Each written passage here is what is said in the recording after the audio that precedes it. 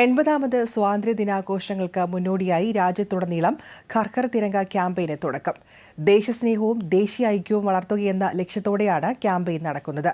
ഈ മാസം 17 വരെ ക്യാമ്പയിൻ തുടരും.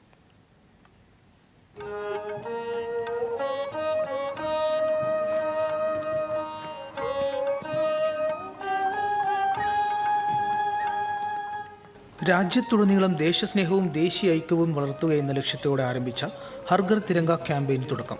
2022 ആരംഭിച്ച ഈ ക്യാമ്പയിൻ രാജ്യത്തെ ഏറ്റവും വലിയ പൊതുജന പങ്കാളിത്തമുള്ള പ്രചാരണങ്ങളിൽ ഒന്നാണ്. ദേശസ്നേഹം, ഐക്യം, ഇന്ത്യയുടെ സാംസ്കാരിക പൈതൃകം എന്നിവ ആഘോഷിക്കുന്ന പ്രവർത്തനങ്ങളിൽ പങ്കെടുക്കുവാൻ പൗരന്മാരെ പ്രോത്സാഹിപ്പിക്കുകയാണ് ലക്ഷ്യം. വന്ദേ മാതരത്തിന്റെ 150ാം വാർഷികം ആഘോഷിക്കുന്ന വേളയിൽ ഈ വർഷത്തെ ക്യാമ്പയിന് പ്രത്യേക പ്രാധാന്യമാണുള്ളത്. ആഘോഷങ്ങളുടെ ഭാഗമായി രാജ്യമെമ്പാടും വന്ദേ മാതരം ഒരുമിച്ച് ആലപിക്കും. ദേശസ്നേഹത്തിന്റെ ആത്മാവിനെ അടിവരയിടുന്ന ഹർ ഘർ തിരങ്ക ക്യാമ്പയിന് ഉപരാഷ്ട്രപതി CP രാധാകൃഷ്ണൻ ആൻഡമാൻ നിക്കോബാർ ദ്വീപുകളിൽ നിന്ന് തുടക്കം കുറിച്ചു. ഹർ ഘർ തിരങ്ക ക്യാമ്പയിൻ ഓരോ പൗരനെയും ദേശീയ പതാകയ്ക്കും മാതൃരാജ്യത്തിനും കീഴിൽ ഒരുമിച്ച് കൊണ്ടുപോകുമെന്ന് ഉപരാഷ്ട്രപതി പറഞ്ഞു.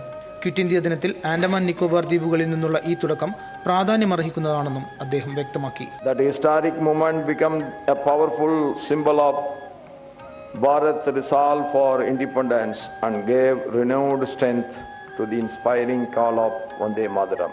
പുതുച്ചേരിയിൽ നടന്ന ഹർ ഘർ തിരങ്ക റാലിയിൽ കേന്ദ്ര ആഭ്യന്തരമന്ത്രി അമിത്ഷാ പങ്കെടുത്തു.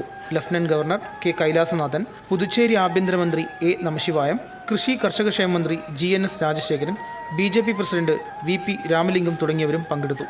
ജയ്പൂരിൽ സംഘടിപ്പിച്ച ഹർ ഘർ തിരങ്ക യാത്രയിൽ കേന്ദ്രമന്ത്രി JP നദ്ദയും പങ്കെടുത്തു. നമ്മുടെ പതാകയോടുള്ള അനാദരവ് വെച്ചുപൊറുപ്പിക്കില്ലെന്നും അത് ശിക്ഷാർഹമായ കുറ്റമാണെന്നും അദ്ദേഹം പറഞ്ഞു. ഒഡീഷയിൽ നടന്ന ഹർ ഘർ തിരങ്ക യാത്രയിൽ BJP MP ധർമ്മേന്ദ്ര പ്രധാനും പങ്കെടുത്തു. News desk, Doordarshan.